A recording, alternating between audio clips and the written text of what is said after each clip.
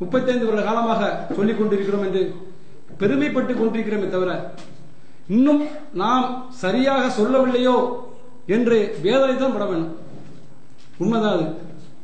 ஏன்னா அல்லாஹ்வின் தூதர் நபிகள் நாயகம் ஸல்லல்லாஹு அலைஹி வஸல்லம் இந்த 13 வருட காலத்தில் அந்த மக்கள் அறியாமல் இருந்தார்கள். ஏகத்துவம் என்றால் தெரியாமல் இருந்தார்கள். அப்படிப்பட்ட அந்த மூட பழக்க வழக்கங்கள் மூழ்கி இருந்தார்கள். அந்த மக்களிடம் 13 வருட காலத்தில் ஒரு மிகப்பெரிய சாம்ராஜ்யத்தை வெற்றி பெற்றார்கள் என்றால் 23 வருட காலத்தில் ஒரு மிகப்பெரிய சாம்ராஜ்யத்துக்கு சொந்தக்காரர்கள் என்றால் நம்ம எப்படி அவங்க சொல்லியிருப்பாங்க யோசனை பாருங்க. நம்ம இன்றைக்கு 35 வருஷம் சொல்லிட்டு இருக்கிறோம். ஆனா கெட்டி வைக்கப்பட்ட நெல்லிக்காய் மூட்டைகளாகத்தான் நாம் இருந்து கொண்டிருக்கிறோமோ என்று ஒரு சந்தேகம் நம்முள் எழுகிறது. என்ன அப்படின்னா ஹஜ்ஜுல் விதாவில் நபிகள் நாயகம் ஸல்லல்லாஹு அலைஹி வஸல்லம் சொன்னார்கள், இந்த அல்லாஹ்வுடைய மார்க்கத்தை நான் உங்களிடம் சொல்லிவிட்டேனா என்று சஹாபாக்கள் கேட்கிறாங்க. ஆம் யா ரசூலுல்லாஹ் என்று சொன்னார்கள். ஆனால் ஒரு சாரார் இருப்பார்கள், அவர் நன்மை ஏவுவார்கள், தீமையை விட்டு தடுப்பார்கள். நல்லா சொல்றானே, அது நம்ம தான் சொல்லிட்டு இருக்கிறோம், தீமையை தடுக்கிறோம், நன்மை ஏவரன்ட்டு. ஆனால் அதை நாம் முழுமையாக செய்யவில்லை, இன்னும் செய்ய கடமைப்பட்டிருக்கேன். ஏன்னா நீ பார்த்தா அவ்வளவு இன்றைக்கு பள்ளிகள் எல்லாம் புத்தாடைகள் அணியப்பட்டு ஏதோ இன்னைக்கு ஒரு பெருநாளை போன்றுதான் மக்கள் இன்னும் நினைச்சுக்கிட்டு இருக்கிறாங்க. இன்னும் அவர்களிடம் நம்ம போதிக்க வேண்டிய விஷயங்கள் இருக்கிறது. எந்த அளவுக்குன்னா இன்றைக்கு நம்ம மர்க்கஸ்லேயே பார்க்கலாம். என்ன பார்க்கலாம்னா கடந்த 7 நாட்களாக 2 to 3 தொழுகை நடந்துட்டு இருக்கு. எல்லாருக்கும் தெரியும் அந்த 2வது தொழுகை. அதில் பார்த்தீங்கன்னா இது ஃபுல்லாயிருது, மேலையும் ஓரளவுக்கு ஃபுல்லாகுது, பாதி வருது. அது ஒற்றைப்பட நாட்களாக இருந்தாலும் இரட்டைப்பட.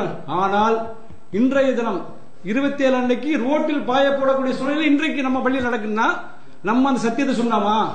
ஏன் நம்ம பள்ளியில மட்டும் 27 வரைக்கும் 7 நாளைக்கு ஒரு கூட்டம் வரல, வெளியில ஏன் பாயப்படல அப்படின்னு நம்ம சிந்திக்க கடமைப்பட்டிருக்கோம். நம்ம சரியா சொல்லல. அல்லாஹ் சொல்றான், அம் ஹசிப்தும் அன் ததுகுல் ஜன்னா, நீங்கள் சோதனை செய்யப்படாமல் சூனம் சென்று விட வேண்டிய அல்லாஹ் கேட்கிறானே. நம்ம சோதனைக்கு உள்ளாக்கப்படவில்லை என்பதுதான் வேதனையான விஷயம். சரியா சொல்லல. எந்த அளவுக்குன்னா இங்க வரக்கூடிய பெரும்பான்மை மக்கள் அந்த பள்ளிகளில் சுன்னத் ஜமாத் சொல்லக்கூடிய பள்ளிகளில் இப்ப தொழுகிறார்கள். ஏன் தொழுகிறீன்னு கேட்கிறோம். அது அல்லாஹ்வுடைய பள்ளி, சரி பரவாயில்ல, அது பள்ளியா அல்லாஹ்வுடைய பள்ளியா இல்லையாங்க அடுத்த சர்ச்சை. ஆனா போனா அங்க போய் தொழுதாங்க. தொழுது முடிச்ச உடனே என் போய் என்னாச்சு, தொழுக தக்பீர் துவா ஓதுவார் இமாம் சாப். துவா ஓதும் போது எந்திரிச்சு வர்றீங்க, அல்லாஹ் சொல்றான், உங்களை ரப்பிடம் பணிவாகவும் அந்தரமாகவும் பிரார்த்தனை செய்யுங்கள், வரம்பு மீறுகளை அல்லாஹ் நேசிப்பதில் அல்லாஹ் குர்ஆன்ல சொல்றான் இல்லையா? அப்ப அவர் துவா ஓதுறாரு. நீங்க அதை ஏதாவது சொன்னீங்களா இமாம் சாப்பிட்ட? இல்ல சொல்லல. அது துவா ஓதும் போது நான் எந்திரிச்சு வெளியே வந்துடுறேன்ல. எப்படி வெளியே வந்தீங்க? அதுதான் அல்லாஹ்வுடைய தூதர் சொன்னாங்களா இல்லையா? கையால் தடுங்கள், வாயால் சொல்லுங்கள், மனதால் வெறுங்கள் சொன்னாங்க இல்லையா? துவா ஓதும் வெளியே வந்துடுறேன் இல்லையா? சரி ரைட்டு, வெளியே வந்துட்டீங்க. இமாம் சாப் தெரியுமா உங்களுக்கு? தெரியுமில்ல, என் கடை பேசிட்டு இருப்பார்ல. சரி அப்பமாவது சொன்னீங்களா? அப்பவும் சொல்லல. அப்ப எப்பதான் சொல்லுவீங்க? நான் அசருக்கு போவேன், அடுத்த வக்துக்கு போவேன், சரி போய் சொல்லுவீங்களா? அப்பவும் நான் துவா ஓதும் வெளியே சொல்லல. இப்படித்தான் வண்டி நம்முடைய ஈமான் பலகீனமாக இருந்து கொண்டிருக்கிறது. இன்னும் இந்த 27 இரவுல தான் பெரும்பாலான மக்கள் பள்ளிகளை நிரப்பிக்கொண்டு இது ஒரு பெருநாளாகத்தான் இந்த மக்கள் நம்ம நம்பிக்கொண்டிருக்கிறார்கள் என்றால் நம்ம சத்தியத்தை முழுமையாக சொல்லவில்லை, ஏகத்துவத்தை சரியாக சொல்லவில்லை, இன்னும் தெளிவாக வீரியமாக சொல்ல கடமைப்பட்டிருக்கிறோம். இல்லை என்றால் நம்ம சோதனைக்கு உள்ளாக்கப்படவில்லை என்பதுதான் சரியான பொருள், உண்மையான பொருளும் கூட.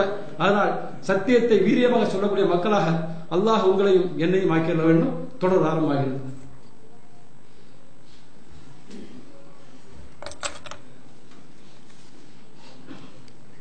அஸ்ஸலாமு அலைக்கும் வரஹ்மத்துல்லாஹி வபரகாத்துஹு.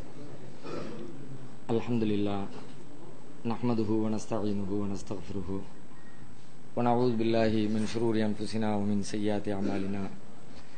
மன் யஹ்திஹில்லாஹு ஃபலா முதில்ல லஹு வ மன் யுضلில்ஹு ஃபலா ஹாதிய லஹு. வ அஷ்ஹது அன் லா இலாஹா இல்லல்லாஹு வஹ்தஹு லா ஷரீக லஹு வ அஷ்ஹது அன்ன முஹம்மதன் அப்துஹு வ ரசூலுஹு. அம்மா பஅத். கண்ணியத்திற்குரிய எல்லாம் வல்ல அல்லாஹ்வின் நல்லடியார்களே, அண்ணல் நபியின் அழகிய வரலாறு என்ற இந்த தொடரில் நேற்றைய தினம் இறுதியாக அன்னலம் பெருமகனார் நபிகள் நாயகம் ஸல்லல்லாஹு அலைஹி வஸல்லம் அவர்களுடைய பிறந்த பூமியான மக்கமா நகரத்தை வெற்றி கொள்கிற வரலாற்றின் ஒரு பகுதியை நாம் பார்த்திருக்கிறோம். அதிலே இறுதியாக நபி அவர்கள் ஆற்றிய உரை குறித்த தகவல்களை பார்த்தோம். அந்த உரை உண்மையிலே சிந்திக்க தகுந்த பல்வேறு பாடங்களையும் நமக்கு தேவையான படிப்பினைகளையும் கற்றுத்தரக்கூடிய ஒரு அற்புதமான ஒரு உரை. ரசூல் ஸல்லல்லாஹு அலைஹி வஸல்லம் எதிரிகள் நிறைந்திருக்கிற ஒரு ஊரை வெற்றி கொள்கிறார்கள். வெற்றி கொண்டதற்கு பிறகு சொல்லக்கூடிய செய்தி என்னவா இருக்குன்னு பார்த்தால், அந்த வெற்றிக்கான பெருமையோ ஆணவமோ எதுவுமோ வெளிப்படாத வகையில் இதனுடைய எல்லா புகழும் புகழ்ச்சியும் இறைவனையே சாரும் என்கிற வகையில் தன்னுடைய வார்த்தைகளை பயன்படுத்துகிறார்கள். எப்படி சொல்றாங்க? லா இலாஹ இல்லல்லாஹு வஹதா வ ஸதக வஅதா. வணக்கத்திற்குரியவன் அல்லாஹ் மட்டுமே, அவன் தனித்தவன். வ ஸதக வஅதா, அவன் கொடுத்த வாக்குறுதியை அவன் உண்மைப்படுத்தி இருக்கிறான். வ நஸர அபுதா, அவனுடைய அடியாருக்கு அவன் உதவி செய்திருக்கிறான்.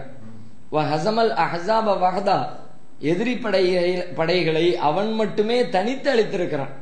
யாரையும் கூட்டி சேர்த்துக்கிட்டு நம்முடைய உதவியோட, நம்முடைய சிந்தனையோட, நம்முடைய ராணுவ பலத்தோட அப்படியே அவங்கள 4 பேர் புகழ்ந்து பேசி எவ்வளவு அற்புதமான கருத்துக்களை சொல்றாங்க, எவ்வளவு தெளிவா பேசுறாரு, எப்படியெல்லாம் சிந்திக்கிறாரு அப்படின்னு அக்கம் பக்கத்துல 4 பேர் கைத்தடிகள் புகழ்ந்து பாடுறதுக்கு 4 பேர் வந்துட்டாங்கன்னு போகும். அதுக்கப்புறம் அவருடைய நிலைமை அப்படியே தலைகீழா மாற ஆரம்பிச்சிடும்.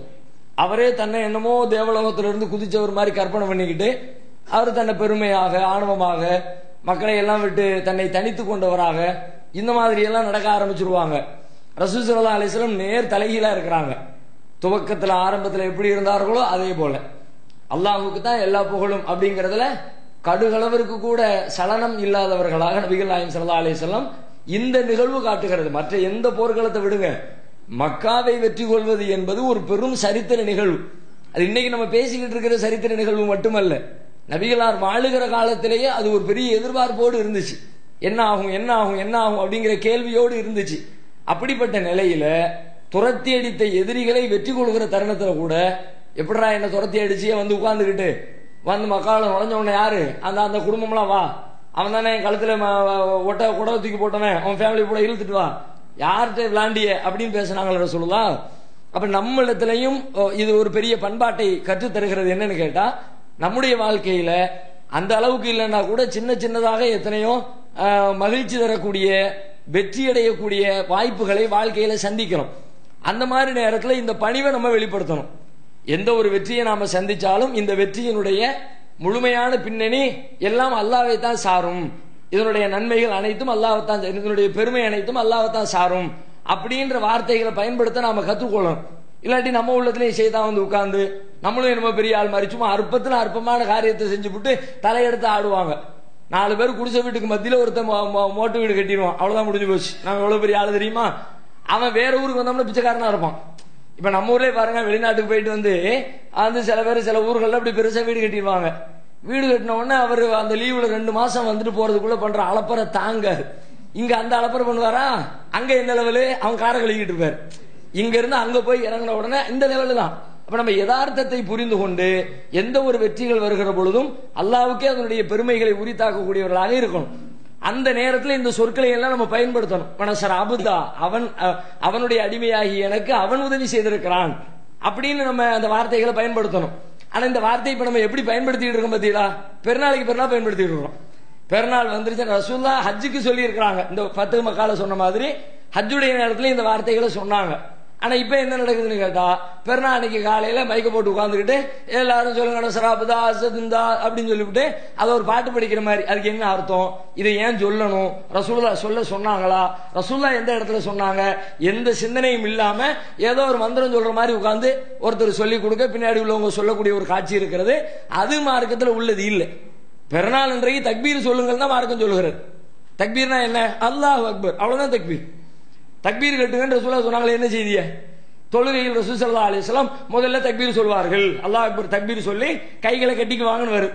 அது நீங்க நெஞ்சிலேயோ தொப்புலையோ அது ரெண்டாவது வச்சுக்குவோம். தக்பீர் சொல்லுவாங்கன்னு நீ எப்படி சொல்றீங்க?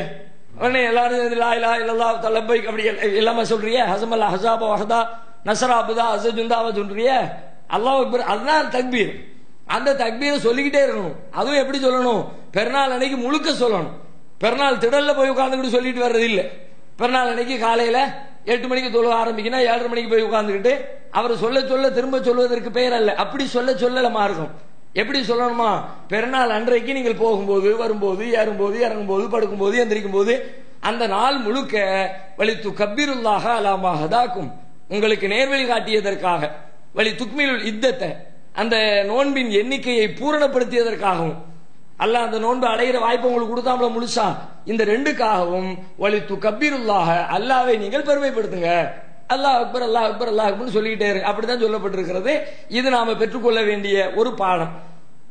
அடுத்து என்ன என்று சொன்னால், அடுத்த ரசூல் ஸல்லல்லாஹு அலைஹி வஸல்லம் காபாவிற்குள்ளே நுழைகிறார்கள். காபாவிற்குள்ளே நுழையக்கூடிய நிகழ்வு எப்படி வருது அப்படின்னு கேட்டா, காபாவை சுற்றிலும் சிலைகளாக இருக்கிறது.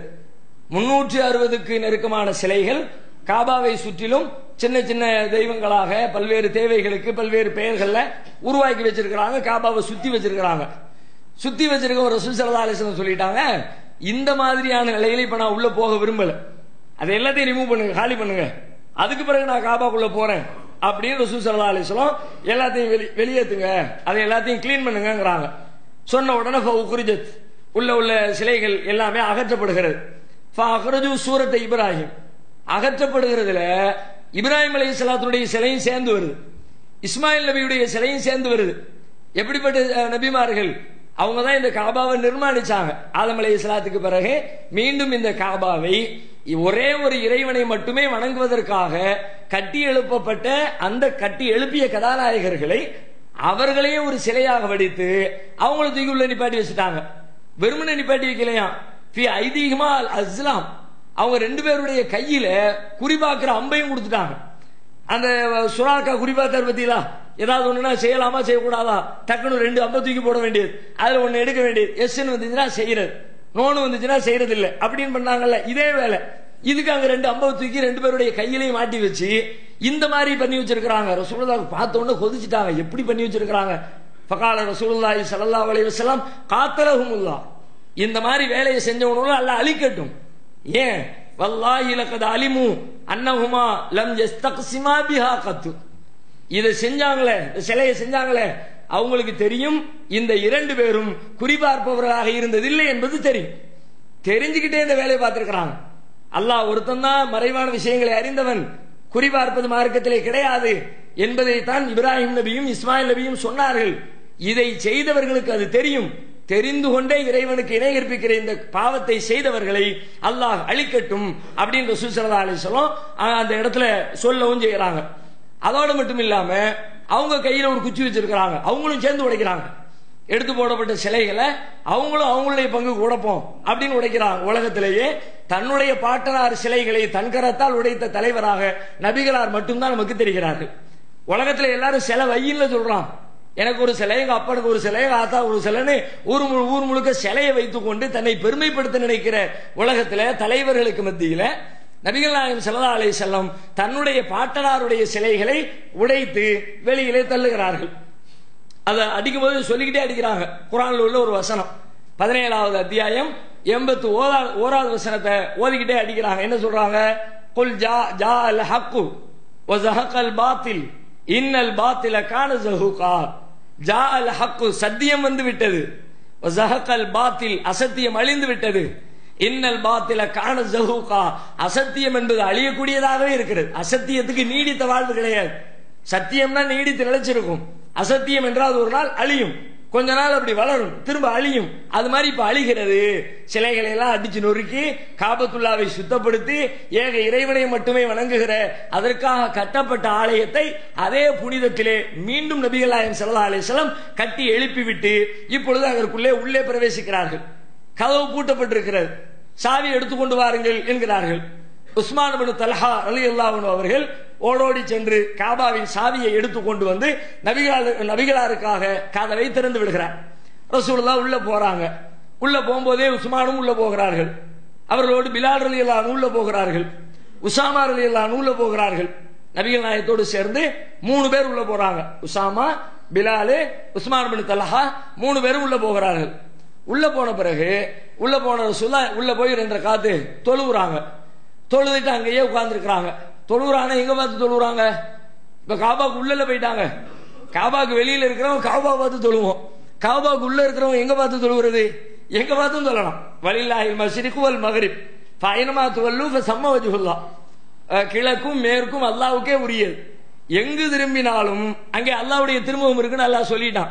அதனால உள்ளுக்குள்ள போனா எங்க வேணாலும் நிக்கலாம். ஆனா ரசூலுல்லாஹ் எங்க நின்னாங்க அப்படின்னா நேரா உள்ள போய் நேர் திசையிலே நின்னுட்டாங்க. கதவு திறந்து உள்ள போனாங்கல்ல, அவங்களுடைய முதுகு பக்கம் வாசல் இருக்கிறது. நேர் எதிர் திசையில போய் அதை நோக்கி தொழுதாங்க. தொழுது முடிச்சுட்டு அப்படியே அமைதியா உட்கார்ந்துட்டாங்க. பகல் நேரத்தில் ஒரு பெரும்பகுதி நேரம் உள்ளே கதவையும் பூட்டிட்டாங்க. மக்கள் உள்ள சின்ன இடம் தானே, வெளியில பெரிய இடமா இருக்கும், உள்ளுக்குள்ள சின்ன இடம், எல்லாரும் வர நினைச்சா முடியாது. ஆயிரக்கணக்கான தோழர்களோடு வந்திருக்கிறாங்க. உள்ளுக்குள்ள கதவு மூடிட்டு இதுக்குல இறை வழிபாட்டுல அப்படியே உட்கார்ந்து இருக்கிறாங்க. ஒரு நீண்ட நேரத்திற்கு பிறகு அதை முடித்துக் கொண்டு வெளியில் வருகிறார்கள். காபாவுக்குள்ளே பிரவேசித்து விட்டு தொழுகையை நிலைநாட்டி விட்டு மக்காவை வெற்றி கொண்டு விட்டு வெற்றி பெற்ற அந்த நிலையிலேயே நபிகள் நாயகம் ஸல்லல்லாஹு அலைஹி வஸல்லம் அவர்கள் தம்முடைய ஊருக்கு மீண்டும் பயணத்தை துவக்குகிறார்கள். இது மக்கா வெற்றி குறித்த வரலாற்று செய்திகள். இதுல இந்த செய்திகள் அனைத்துமே இதுவரைக்கும் சொல்லப்பட்ட மக்கா வெற்றி குறித்த தகவல்கள் அனைத்தும் புகாரியில 1601, 4400, முஸ்லிமில் 3650, அபுதாவூதில் 2626, 3941 ஆகிய எண்களில் பதிவு செய்யப்பட்டிருக்கிறது.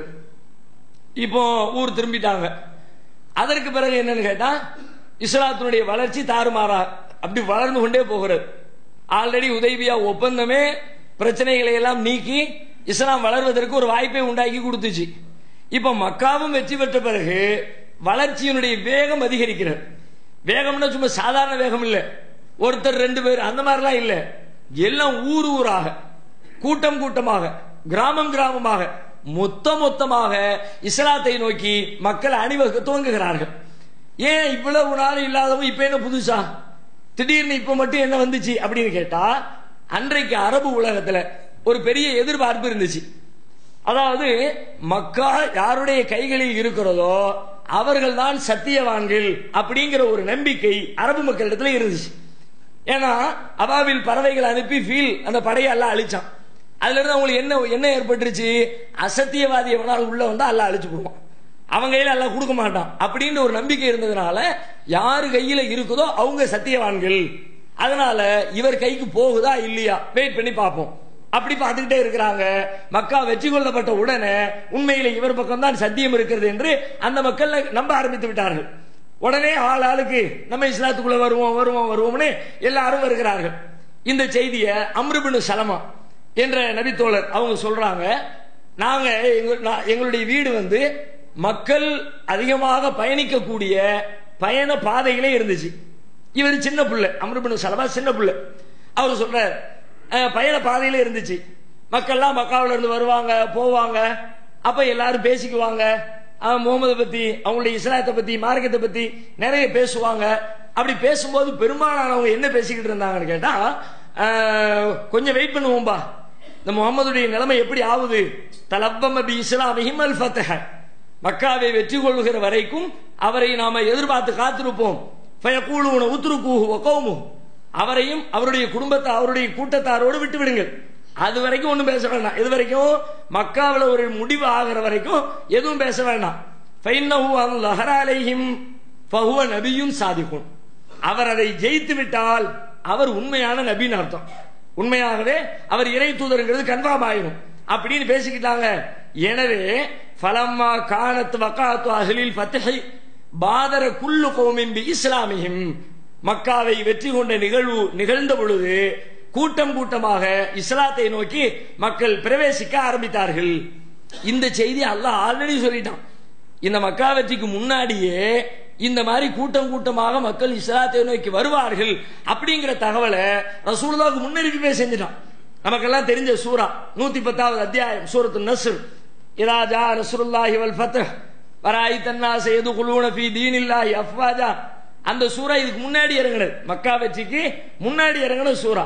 அதுல அல்லாஹ் என்ன சொன்னா, அல்லாஹ்வுடைய உதவியும் அல்லாஹ்வுடைய வெற்றியும் வரும்போதுன்னு சொன்னாலே பின்னாடி தான் அர்த்தம், பின்னாடி வரப்போகுது, வர்ற நேரத்தில் நீங்க எப்படி நடந்துக்கணும் அதுதான் அல்லாஹ் சொல்றான்.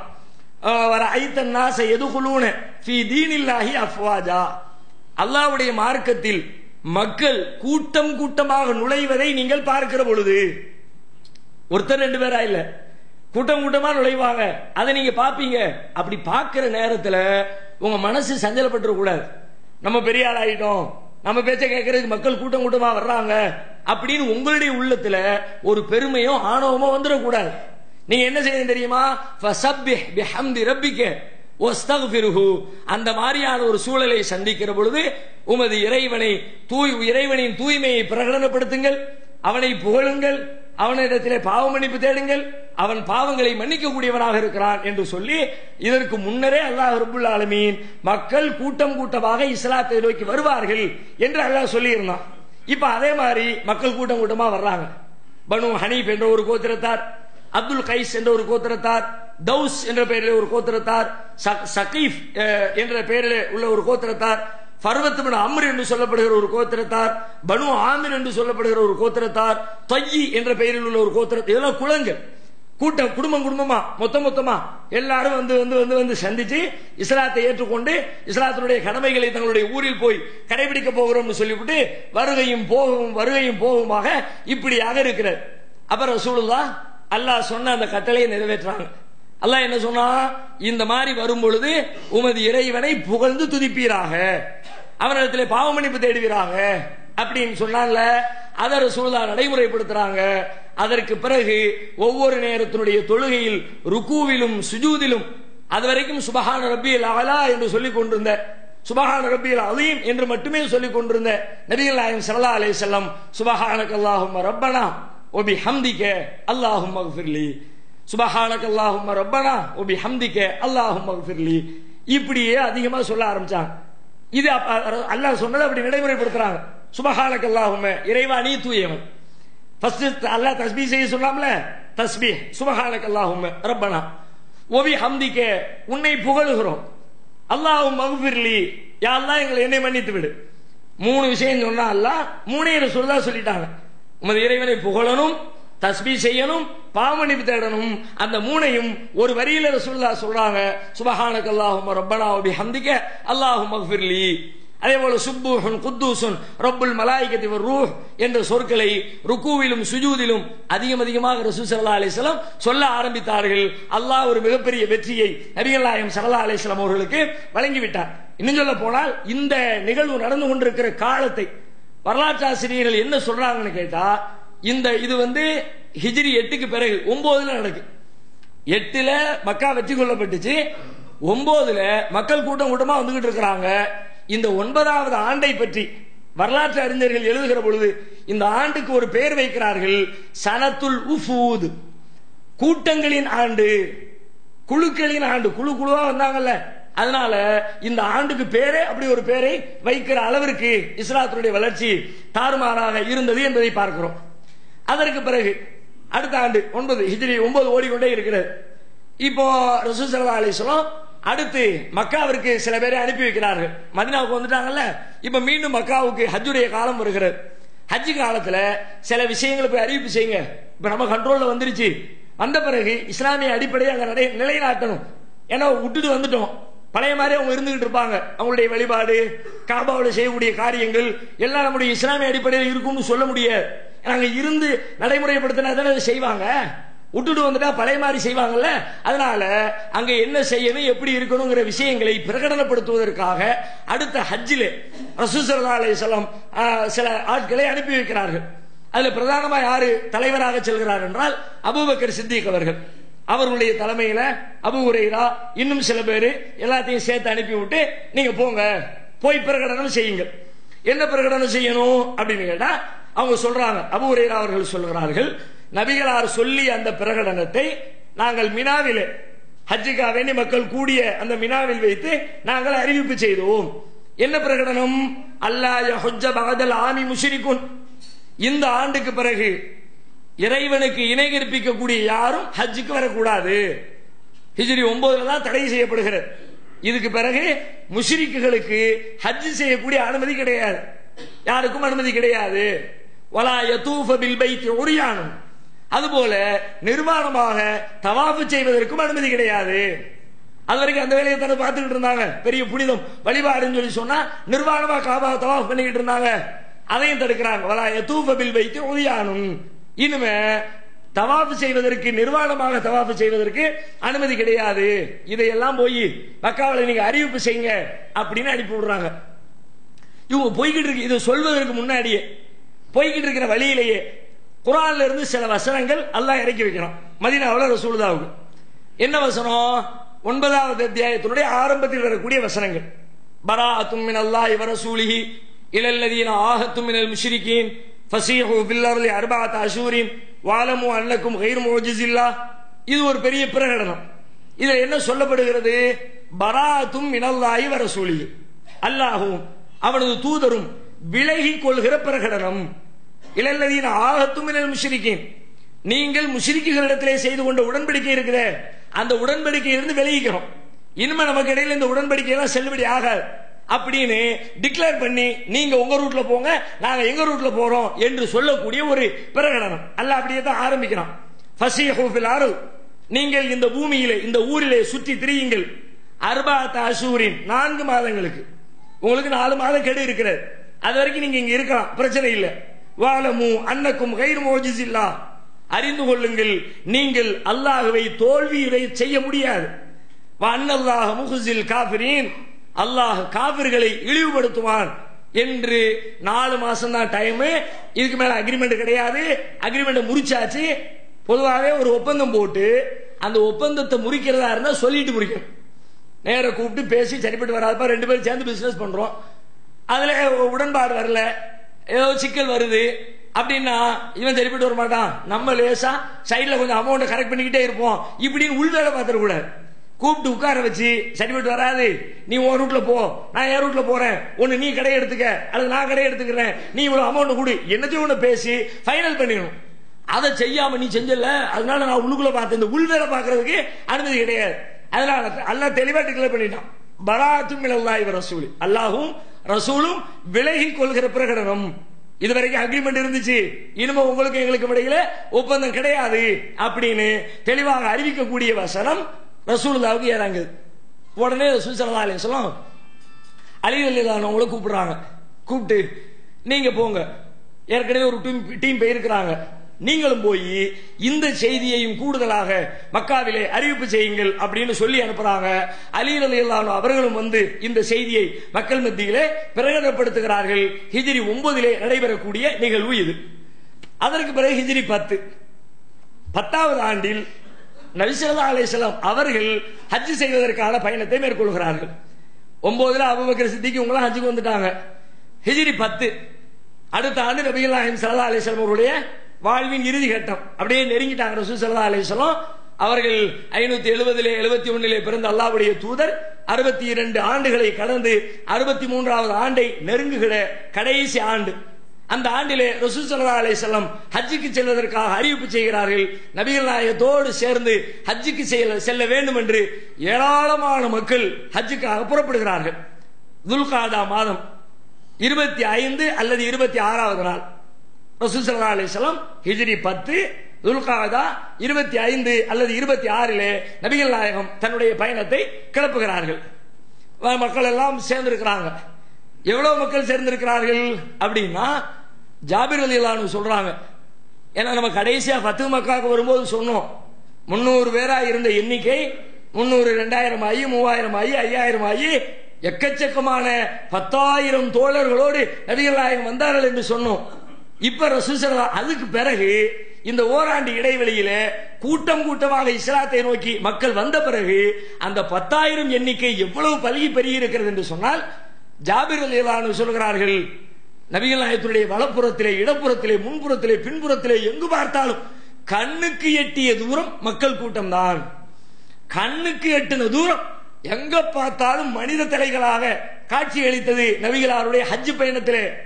இன்னொரு அறிவிப்பாளர் சொல்லுகிறார், நபிகளாரிடத்திலே ஹஜ்ஜுக்கு பயணம் சென்ற மக்கள் ஏறத்தாழ 1,24,000 பேர் பயணித்தார்கள். 1,24,000 பேர். அன்றைக்கு இருந்த மக்கள் தொகையோடு ஒப்பிட்டு பாருங்க. இன்னைக்கு 1,00,000 பேர் நீங்க கூட்டிடுறீங்க, 5 லட்சம் கூட்டிடுறீங்க, 10 லட்சம் கூட்டிடுறீங்கன்னா இருக்கிறது அத்தனை கோடி இருக்கு. மில்லியன் பில்லியன்ல மக்கள் உட்கார்ந்துகிட்டு இருக்கிறான். இன்னைக்கு நீங்க 5 லட்சத்தை சேர்த்துட்டீங்கன்னா அது ஒரு பெரிய விஷயம்னு சொல்ல முடியாது. அன்றைக்கு இருந்த குறைந்தபட்ச மக்கள் தொகையில் 1,24,000 என்கிறார் ஒரு அறிவிப்பாளர். இன்னொரு வரலாற்றாசிரியர் சொல்லுகிறார் 1,40,000 பேர்களோடு நபிகளாருடைய ஹஜ் பயணம் அரங்கேறியது. அப்ப எப்படியோ லட்சத்துக்கு மேல தாண்டிட்டாங்க. 1,00,000 தாண்டிய மக்களோடு புடை சூழ அல்லாஹ்வுடைய தூதர் ஹஜ்ஜுக்கு புறப்படுகிறார்கள். போய் தல்பியா சொல்லிக்கிட்டு போறாங்க. துல் ஹுலைஃபா அந்த ஹரமுடைய அவர்களுடைய எல்லை வருகிறது. அந்த எல்லையில ஹராம் அணிந்து கொண்டு குளித்து தொழுது விட்டு அப்படியே ரசூலுல்லாஹ் ஹஜ்ஜுடைய கிரியைகள் ஒவ்வொன்றாக உம்ராவுடைய கிரியைகள் ஆரம்பிக்கிறார்கள். தவாஃப் செய்கிறார்கள், சஹி செய்கிறார்கள். அதற்கு பிறகு துல் ஹஜ் மாதத்தினுடைய 8ஆம் நாள் வருகிறது. 8ஆம் நாளிலே மினாவுக்கு செல்கிறார்கள். அடுத்து அரஃபாவுக்கு செல்கிறார்கள், முஸ்தலிஃபாவுக்கு செல்கிறார்கள், கல்லெறிகிறார்கள், தலைமளிக்கிறார்கள். ஹஜ்ஜுடைய எல்லா காரியங்களையும் மக்களோடு மக்களாக நின்று நபிகள் நாயகம் ஸல்லல்லாஹு அலைஹி வஸல்லம் நிறைவேற்றுகிறார்கள். ஹஜ் நடக்கிறது. இந்த ஹஜ் பயணத்தின் இடையில ஒவ்வொரு இடத்தையும் மினாவிலே ஒரு பெரிய திடல், மக்கள் எல்லாம் கூடியிருக்கிறார்கள். அதுபோல அரஃபா ஒரு பெரிய இடம், முஸ்தலிஃபா அது ஒரு பெரிய மைதானம். இந்த மாதிரி மைதானத்தில் மக்களோடு இருந்த ரசூல் ஸல்லல்லாஹு அலைஹி வஸல்லம் மக்களுக்கு தேவையான அறிவுரைகளை சொல்லுகிறார்கள். வரலாற்றிலே நபிகள் நாயகத்தினுடைய இறுதி பேருரை என்று அழைக்கப்படுகிற வைர எழுத்துக்களால் பொன்னெழுத்துக்களால் பொறிக்கப்பட வேண்டிய நபிகளாரின் 23 ஆண்டு கால இஸ்லாமிய பிரச்சாரத்தை ரத்தின சுருக்கமாக சாறு விழிந்து தரக்கூடிய அற்புதமான தகவல்களை, முக்கியமான செய்திகளை நபிகள் நாயகம் அந்தந்த இடத்திலே மக்களுக்கு சொல்லிக் கொண்டே வருகிறார்கள். எல்லாம் அரஃபால மட்டும் பேசல, அங்க மினாவில் பேசுறாங்க, மக்கள் கூடுகிற அந்த இடத்துல எல்லா இடங்களையும் பேசுறாங்க. இந்த உரை எந்த அளவிற்கு முக்கியத்துவம் வாய்ந்த உரை என்று சொன்னால், இப்னு அப்பாஸ் ரலியல்லாஹு அன்ஹு அவர்கள் சொல்கிறார்கள், ஃபவல்லதி நஃப்ஸி பியதிஹி, என்னுடைய உயிர் யார் கையில் இருக்கிறதோ அவன் மீது சத்தியமாக சொல்லுகிறேன், இன்னஹா லவஸியத்துஹு இலா உம்மத்திஹி. நபிகளாருடைய அந்த உரை இருக்கிறதே அது இந்த சமூகத்திற்கு ரசூல் ஸல்லல்லாஹு அலைஹி வஸல்லம் செய்த மரண சாசனம். மௌத்தா போற நேரத்தில் மக்களுக்கு சொல்லிட்டு போற நினைப்போம்ல, ரசூலுல்லாஹ் இந்த சமூகத்திற்கு செய்திருக்க மரண சாசனம், வசியத்து. அப்ப மரண சாசனத்தை நிறைவேற்றுவதற்கு எவ்வளவு முக்கியத்துவம் கொடுப்பாங்க. கடைசி நேரத்தில் ஒருத்தர் மௌத்தா போற நேரத்தில் தான் மாங்கையை பிடிச்சிட்டு, எப்பா என்னுடைய ஒரே ஆசை, கடைசி ஆசை இதை நிறைவேற்றிடுறா அப்படின்னு சொன்னா பாசமுள்ள ஒரு மகன் என்ன செய்வான்? என்னுடைய தந்தையுடைய கடைசி ஆசை அதை நான் நிறைவேற்றணும் அப்படின்னு பாடுபடுவாங்கல்ல. இப்ப இப்னு அப்பாஸ் சொல்கிறார்கள், நபிகளாருடைய மரண சாசனமாக அந்த உரை இருந்தது. அந்த அளவுக்கு முக்கியத்துவம் வாய்ந்த ஒரு உரை. நம்ம சமூகத்தில் எவ்வளவோ கேள்விப்பட்டிருப்போம், மார்க்கத்தில் நிறைய விஷயங்களை தெரிஞ்சிருப்போம், சிலதை கடைபிடிப்போம், சிலதை கடைபிடிக்காம இருப்போம். ஆனால் நபிகளாருடைய வாழ்க்கையில அவர்கள் இறுதியாக சொன்ன செய்திகளை ஒட்டுமொத்தமாக தொகுத்து அதை உள்ளத்திலே இருத்தி அதை கடைபிடிக்க ஆரம்பித்தாலே நாம் ஒரு நல்ல முஸ்லீமாக இருந்து விட முடியும். இஸ்லாத்திற்கு தேவையான, முஸ்லீமாக வாழ்வதற்கு தேவையான எல்லா விஷயங்களையும் ரத்தின சுருக்கமாக நபிகள் நாயகம் ஸல்லல்லாஹு அலைஹி வஸல்லம் அவர்கள் அந்த உரையிலே குறிப்பிடுகிறார்கள். அது நமக்கு தேவையான ஒரு உரை. என்னவெல்லாம் சொல்கிறார்கள்? முதலிலே மினாவிலே நிற்கிறார்கள். மினாவிலே நின்று கொண்டு மக்களை பார்த்து கேட்கிறார்கள், ததுரூன ஐய யௌமின் ஹாதா, இந்த நாள் எந்த நாள் என்று உங்களுக்கு தெரியுமா? காலு அல்லாஹு வ ரசூலுஹு ஆலம், அல்லாஹும் அவனது தூதருமே அறிவார்கள் அப்படின்னு மக்கள் சொல்கிறார்கள். ஃபகால இன்ன ஹாதா யௌமுன் ஹராம், இது புனிதம் நிறைந்த நாள் இல்லையா? ரசூலுல்லாஹ் சொல்றாங்க, ஆமா. அடுத்து கேட்கிறார்கள், அப்ப ததுரூன ஐயு பலதின் ஹாதா, இது எந்த நகரம் என்று தெரியுமா, என்ன ஊர் தெரியுமா? காலு அல்லாஹு வ ரசூலுஹு ஆலம், அல்லாஹ் ரசூலுக்கு தான் தெரியும். கால பலதுன் ஹராம், புனிதம் நிறைந்த பூமி இல்லையா, புனிதமான ஊர் இல்லையா? அப்ப ததுரூன ஐயு ஷஹரின் ஹாதா, இந்த மாதம் எந்த மாதம் தெரியுமா? காலு அல்லாஹு வ ரசூலுஹு ஆலம், அல்லாஹ்வும் ரசூலுமே அறிவார்கள். கால ஷஹ்ருன் ஹராம், புனிதமான மாதம் இல்லையா? ஏன்னா 3 ரசூலா நிற்கக்கூடிய ஹஜ்ஜுடைய காலத்தில் நிற்கிறாங்க. துல்ஹஜ் மாதம் அது புனிதமான மாதம். அவங்க இருக்கிற ஊர் மக்கமா நகரம், அது ஒரு புனித பூமி. அவர்கள் இருந்து கொண்டிருக்கிற நாள் ஹஜ்ஜுடைய நாள், அது ஒரு புனிதமான நாள். எனவே ரசூலுல்லாஹ் புனிதமானது இல்லையா சொல்லிட்டு சொல்கிறார்கள், ஃபஇன்னல்லாஹ ஹர்ரம அலைக்கும் திமாஅக்கும் வ அம்வாலக்கும் வ அராலக்கும் கஹுர்மதி யௌமிக்கும் ஹாதா ஃபீ ஷஹரிக்கும் ஹாதா ஃபீ பலதிக்கும் ஹாதா. அல்லாஹ் உங்களில் ஒவ்வொருவருடைய ரத்தங்களையும் உயிர்களையும், அம்வாலக்கும் உங்களின் பொருட்களையும், அராலக்கும் உங்களின் மான மரியாதைகளையும் ஹராமாக்கி இருக்கிறான். கஹுர்மதி யௌமிக்கும் ஹாதா, இந்த நாளின் புனிதத்தை போல, ஃபீ ஷஹரிக்கும் ஹாதா உங்களின் இந்த மாதத்தின் புனிதத்தை போல, ஃபீ பலதிக்கும் ஹாதா, உங்களின் இந்த ஊரின் புனிதத்தை போல பொருளையும் உயிரையும் மான மரியாதையையும் அல்லாஹ் புனிதமாக்கி இருக்கிறான். அந்த புனிதங்களில் நீங்கள் எல்லை மீறி விடாதீர்கள். இந்த 3 விஷயத்திலே எக்கச்சக்கமான செய்தி அடங்கிடுச்சு. ஒரு மனிதனுக்கு உள்ள உரிமைகள் சார்ந்து பல விஷயங்கள் இந்த 3க்குள்ள இருக்கிறது. பிறருடைய உரிமைகளை எப்படி பேணணும் தெரியுமா? அந்த அளவுக்கு இந்த நாட்களை பேணுற மாதிரி பேணுங்க. இது 3 என்ன சொல்றாங்க? உயிர், பொருள், மான மரியாதை. இப்ப நீங்க நல்லா யோசிச்சு பாருங்க, நம்ம வாழ்க்கையில எத்தனை பேர் இதுல இந்த 3ஐயும் கடைபிடிக்கிறோம். உயிர் விஷயத்தில் பெரும்பாலும் கவனமா இருப்போம்.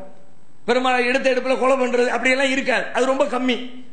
பொருளாதார விஷயத்துல, பொருளாதாரம் தான் இன்றைக்கு உலகத்தை தீர்மானிக்கிறது, வழிநடத்துகிறது. ஒரு மனிதனுடைய செயல்பாட்டை, ஒரு மனிதனுடைய நட்பை, ஒரு மனிதனுடைய எதிர்ப்பை, ஒரு மனிதனுடைய பகைமையை எல்லாமே தீர்மானிப்பது பணமாகத்தான் இருக்கிறது.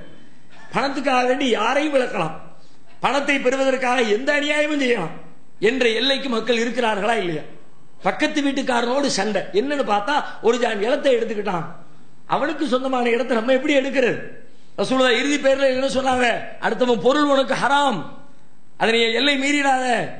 அவ்வளவு அசால்ட்ட பாத்துக்கலாம்பா. அதுலயும் கொஞ்சம் ஏப்ப சாப்பையா இருந்துட்டா, விவரம் இல்லாம இருந்துட்டா, கணவன் இல்லாத பெண்ணா இருந்துட்டா, அனாதை குழந்தைகளா இருந்துட்டா கேட்கவே தேவையில்லை. நம்ம ஏதோ பராமரிக்கிற மாதிரி ஒரு நாடகம் நடிச்சு அவர்களுடைய சொத்துக்களை நம்முடைய சொத்துக்களாக ஆக்கிக்கொள்ள முயற்சி எடுக்கிறோமே.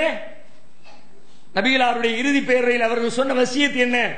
அடுத்தவனுடைய பொருளை எல்லை மீறிடாதீங்க. மான மரியாதையை பத்தி சொன்னாங்களே, மான மரியாதை இன்றைக்கு காற்றில் பறக்க விடப்படுகிறது. பிறருடைய மான மரியாதை, என் மானம் மட்டும்தான் பெருசு, அடுத்தவன் மானம் கண்ணியம் எதையும் யோசிக்கிறது இல்லை. பிறருடைய குறைகளை பகிரங்கப்படுத்துவது என்று சொன்னால் நமக்கு அல்வா சாப்பிடுற மாதிரி இருக்கு.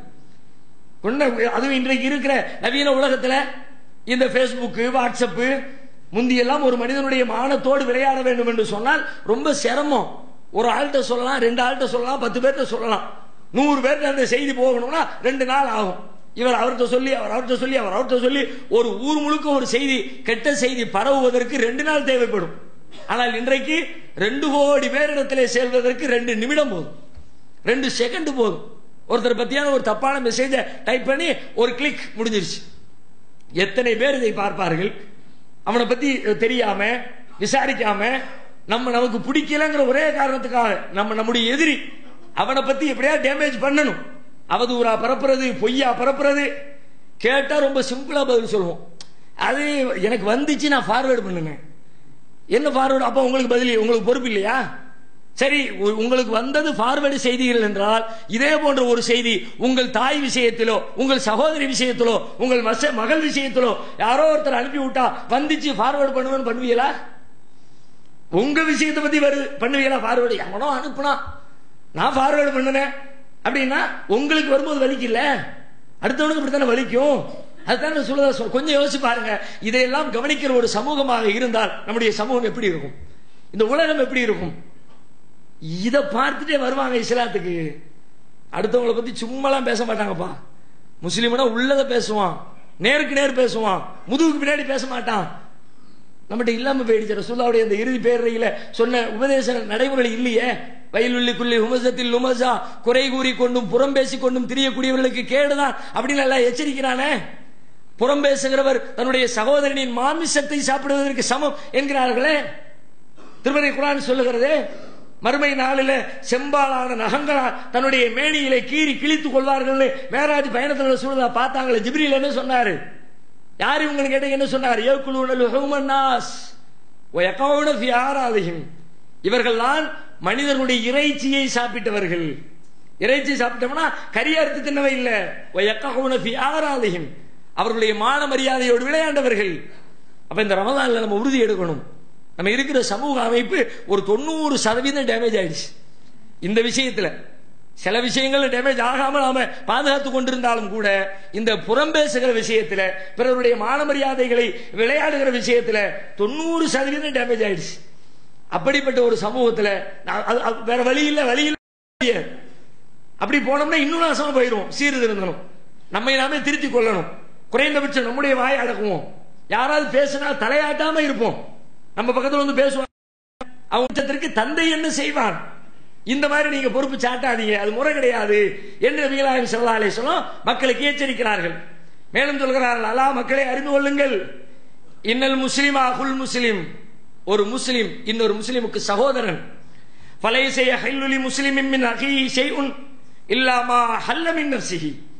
ஒரு முஸ்லிமுடைய பொருள் என்பது, ஒரு முஸ்லிமான சகோதரனின் பொருள் என்பது அவனுடைய மன திருப்தியை கொண்டே தவிர உங்களுக்கு ஹலால் இல்லை. அவனுடைய பொருள் எப்போ உங்களுக்கு ஹலால் ஆகும்னா அவனா விரும்பி சந்தோஷமா தரணும். வேற வழி இல்லாம மனம் வருந்தி கொடுக்க வேண்டியது இருக்க அப்படின்னு அவனா கொடுப்பான். ஆனா விரும்பி கொடுக்க மாட்டான். இந்த லஞ்சம் கொடுக்கறான், லஞ்சம்லாம் கொடுக்கதான் அவன் தானே கொடுத்தாமா. அவர் கேட்டான், நானே கேட்டேன், அவரா கொடுத்தாரு. கொடுக்கலாட்டி நீ வேலை செய்வியா? இவர் என்னமோ அவரா மாமா மச்சனு கொண்டு கொடுத்த மாதிரி, வெளிநாட்டுல இருந்து வந்து இறங்கணும்னு வாட்சி கிஃப்ட் பண்ண மாதிரி அந்த மாதிரி இவர் பேசுவார். நானே கேட்டேன், அவரா கொடுத்தாரு அப்படின்னு. கொடுக்கலாட்டி வேலை நடக்காத. நீ 7 மாசத்துக்கு அலைய விடுவிய, இப்ப வா பிறகு வா, இப்ப வா பிறகு வாம்பிய. அதுக்காக வேண்டி வேற வழி இல்லாம அழுது தொலைக்க வேண்டியது இருக்குன்னு கொடுப்பானே. இந்த மாதிரி ஒருத்தனுடைய மனத்தை கஷ்டப்படுத்தி பணத்தை பிடுங்காத. ஒரு பணம் ஒருத்தன் இருந்து வருதா அவனா விரும்பி தரணும், அவன் மனமும் வந்து தரணும். இப்ப இந்த திருமண நேரத்தில் வரதட்சணை கொடுக்கப்படுகிறது, வாங்கப்படுகிறது. அதெல்லாம் எப்படி பேசுறாங்க? ஒரு காலம் இருந்துச்சு பெருமையா பேசலாம், நாங்க இத்தனை பவுன் வாங்கணும் அத்தனை பவுன் அப்படி இப்படின்னு சொல்லிவிட்டு அது ஒரு பெருமையான காலகட்டம் இருந்துச்சு. இப்ப சீச்சின்னு ஆயிடுச்சு. வாங்கியிருக்காங்கள இவ்வளவு வச்சிருக்கான், இன்னும் உனக்கு ஆசை தீரல, அந்த பிள்ளைகிட்ட போய் இத்தனை லட்சம் அத்தனை லட்சம் தான் கேட்டுக்கிட்டு அப்படி இந்த ட்ரெண்ட் பேச்சு வழக்கு மாறிடுச்சு. ஆனாலும் கூட இப்ப எப்படி வந்திருக்கு தெரியுமா? முந்தியெல்லாம் நாங்க கேட்டோம், மாமியார் கடை வந்து பேசுவாங்க வெளியில உட்காந்துட்டு, நாங்க போய் 100 பவுன் போட்டா போடுங்க, இல்லாட்டி இந்த கல்யாணம் நடக்காதுன்னு சொல்லிவிட்டேன். உடனே சுத்தி உட்காந்துருக்கோம்னா அப்படியே வாயை விட்டு உட்காந்துருப்பா, எல்லாம் வச்சு கொட்டிக்கிட்டு. ஆமா ஆமா உன் பிள்ளை இன்ஜினியர் படிச்சிருக்கான், உன் பிள்ளை 50,000 ரூபாய் சம்பாதிக்கிறான், நீ கேப்பமா நகல் முடியுமா? அது பெருமையா இருந்துச்சு. இப்ப ட்ரெண்ட் மாறின பிறகு எப்படி ஆயிடுச்சு? கேட்டா கேவலமா பாக்குறானுவ அப்படின்னு உடனே நாங்களா கேட்டோம், அவங்களா அவங்க பிள்ளைக்கு போட்டாங்க. சில பேர் அதையே சொல்லுவாங்க, மாப்பிள்ளை உள்ள போய் உட்காந்துக்கிட்டு பொண்ணு உள்ள போய் உட்காந்துக்கிட்டு, நாங்க எங்களுக்கு ஒண்ணு தேவையில்லை, நீங்க உங்க பிள்ளைக்கு என்ன போடுறோம் அதை போட்டு, அவ பிள்ளைக்கு அவன் போடுறோம், நீ என்ன சொல்ற? நேற்றைக்கு வரைக்கும் அவன் பிள்ளைக்கு அவன் சாப்பாடு போட்டான்ல, அவன் பிள்ளைக்கு ட்ரெஸ் எடுத்து கொடுத்தாம்ல, அவன் பிள்ளைக்கு நகை போட்டாம்ல, இவங்க உட்காந்து லேசா பின்ன போட்டு வராம இருந்துட கூட எதையாவது கொடுக்காம விட்ட கூட தவிர்க்கார வீட்டுல போய் பிடிக்கிறோம், ஒண்ணும் கிடையாம விட்டுட்டாமல என்ன பண்றது அப்படின்றதுக்காண்டி உங்க பிள்ளைக்கு போடுறத போட்டு அனுப்புங்க. போடுகிறார்கள். ஏன் போடுகிறார்கள்? போட்டு அனுப்பலாட்டி பிள்ளையை நிம்மதியை வாழ வைக்க மாட்டார்கள் என்பதற்காக இன்னும் போடுகிறார்கள். கடனுடனே வாங்கி போட்டு கொண்டுதான் இருக்கிறார்கள். இது ஹலாலா? சிந்திக்க வேண்டும். நபிகளாருடைய இறுதி பேருரையை சிந்தித்தால் இந்த பாவத்திலிருந்து வெளியே வரலாம். ரசூல் ஸல்லல்லாஹு அலைஹி வஸல்லம் பல்வேறு பெரும் தீமைகளுக்கு அந்த உரையிலே முற்றுப்புள்ளி வைக்கிறார்கள். குறிப்பாக வட்டி என்பது ஒரு பெரும் பாவம், மனிதர்களை சுரண்டுகிற ஒரு கொடுமை, உலக பொருளாதாரத்தை நாசமாக்குகிற ஒரு திட்டம். ஆனால் அந்த உண்மை தெரியாம உலகம் வட்டி இல்லாமல் இன்றைக்கு பொருளாதாரமே இல்லைன்னு நினைச்சுக்கிறான். வட்டி எங்க ஒழிக்கப்படுதோ அங்கே பொருளாதாரம் மேம்படும். சீன பொருளாதாரம் அதுக்கு ஒரு உதாரணம் தானே. சீனாவில் டெவலப் ஆகி போய்கிட்டே இருக்கிறா, எங்கோ போகுது. எந்த சாமான கேட்டாலும் சைனா ப்ராடக்ட் ஒன்று இருக்குது. அது இப்ப நம்ம சைனான்னு சொல்லி சொன்னா அதுக்கு நம்ம வச்சிருக்க பேர் வேற, சைனா ப்ராடக்டா, அது ஏதோ 3ஆம் தரம் மாதிரி. நம்ம நாட்டுக்கு வர்றது 3ஆம் தரமும் 7ஆம் தரமும், அவன் வச்சிருக்கான் அதுக்கு முன்னாடி 7 தரம். நம்ம என்னத்தை பார்ப்போம்? சாமானுக்குரிய விலையான்னு பார்க்க மாட்டோம். ரேட்டு என்ன? முதல்ல ரேட்டை சொல்லு, கம்மியான ரேட்டு இருந்து அதை வாங்கு. தரத்துக்கு தகுந்த விலை என்பது இந்தியாவில் பேசப்படுறது இல்லை. அதனால 7 தரத்தை தயாரித்து விட்டு 7ஆம் தரத்தை இந்தியாவுக்கு அனுப்புவான். 6வது தரம், 5வது தரம், 4வது தரம், 3வது தரம், 2வது தரம், 1வது தரம் எல்லாம் உலகத்தினுடைய பல்வேறு நாடுகளுக்கு செல்லும். பொருளாதாரம் ஏன் இப்படி? தொழில் வளர்ச்சி எப்படி? அங்குள்ள பொருளாதாரத்தில் பேங்க்ல போய் கடன் கேட்டா கடனை தருவான், கடனை மட்டும் திருப்பி அடிச்சா போதும். வாங்கிக்கிட்டு தொழில் பண்ணிட்டு கடன் அடைப்பான். இங்க 10,000 ரூபாய் வாங்கிக்கிட்டு 25,000 அவனுக்கு அப்ப கட்டணும். அவ்வளவு கூட இவ்வளவு கூட வருஷம் கூட கூட கூட கூட வட்டியை கூட்டிக்கிட்டே போய் வட்டி போட்டு குட்டி போட்டு அதுக்கு ஒரு குட்டி போட்டு, இந்த கொடுமையினால் உலகத்தில் பொருளாதாரம் மந்தமாகும். ஆனால் உலக அறிவுஜீவிகளுக்கு மூளை வேலை செய்யல. இதை ஒழிச்சா உலகம் வளரும். அதனால அல்லாஹ் சொன்னா, ரசூலுல்லாஹ் டிக்ளேர் பண்ணாங்க, அலா வ இன்ன குல்ல ரிபன் ஃபில் ஜாஹிலியத்தி மௌதுஉன், அறிந்து கொள்ளுங்கள், அறியாமை காலத்துடைய வட்டி அனைத்தும் தடை செய்யப்படுகிறது.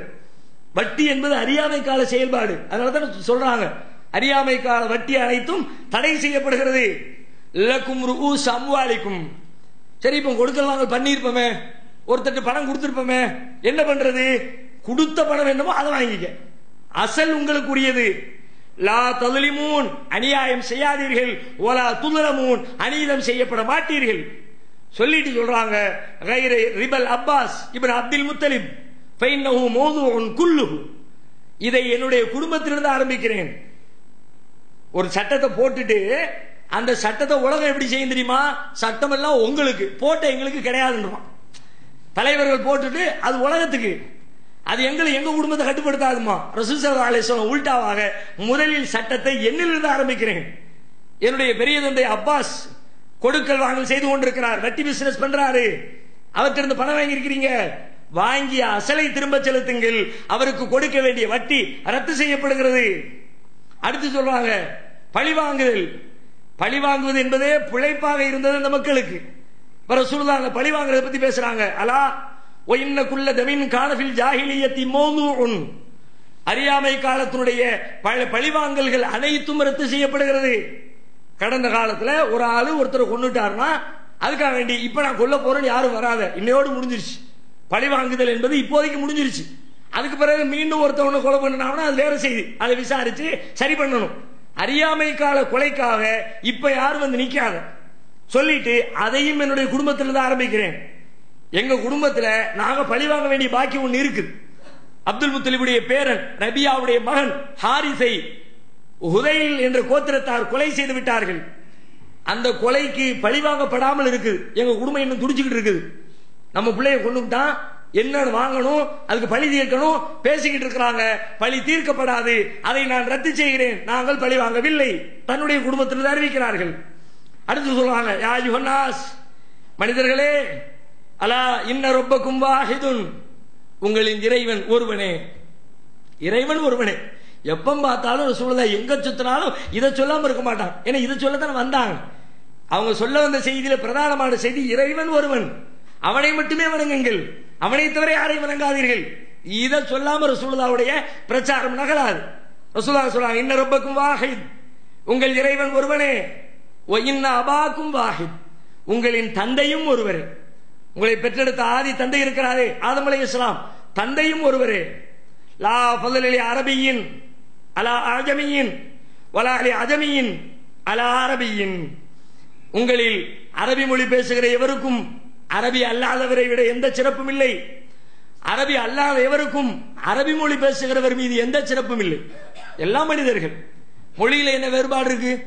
மொழி என்பது நாம் அறிந்த ஒரு கருத்தை பிறருக்கு அறிவிப்பதற்காக பயன்படுத்துகிற ஒரு கருவி, அவ்வளவுதான். அதுல இந்த மொழி பேசினா வசத்தி, அந்த மொழி பேசினா தாழ்த்தி, என்னப்பா எல்லாம் இறைவன் படைத்த மொழி, ஏன் பேதப்படுத்துற? எதுக்கு உயர்தாழ்வு கற்பிக்கிற? கற்பிக்காத. அந்த மாதிரி உயர்தாழ்வுக்கு வேலை கிடையாது, எல்லாம் சமமானவர்கள் தான் அப்படின்னாங்க.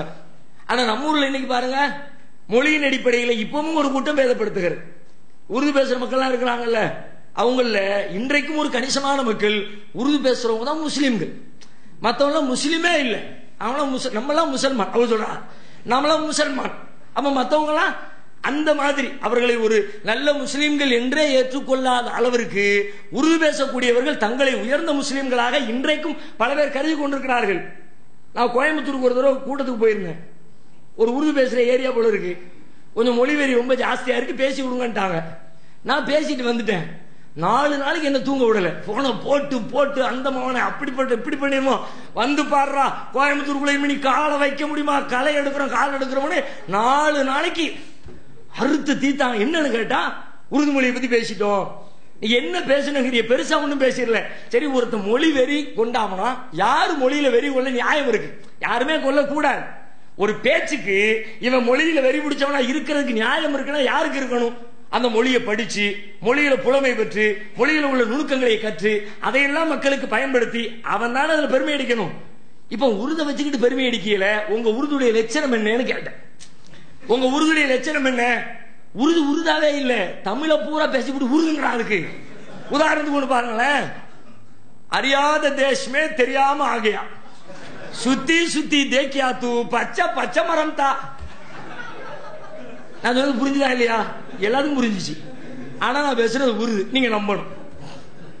அறியாத தேசமே தெரியாம ஆகையா, சுத்தி சுத்தி தேக்கியா தூ பச்சை பச்சை மரம் தா.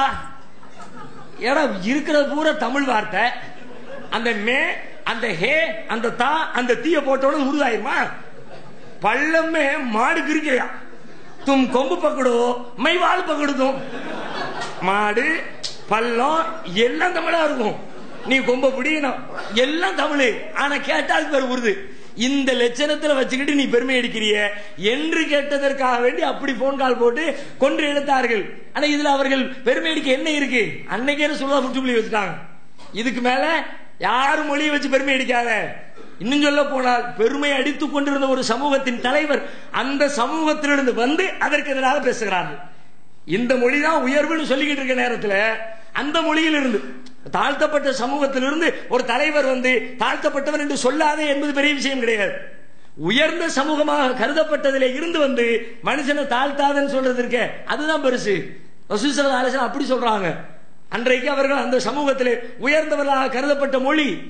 ஆனா உயர்ந்தவன் சொல்லாத, தாழ்ந்தவன் யாரையும் சொல்லாத, எல்லாம் ஒண்ணுதான் என்றார்கள். இன்னும் பல அருமையான வாழ்க்கைக்கு தேவையான போதனைகளை நபி அவர்கள் சொல்லி இருக்கிறார்கள். வரும் நாட்களில் இன்ஷா அல்லாஹ் பார்க்கலாம்.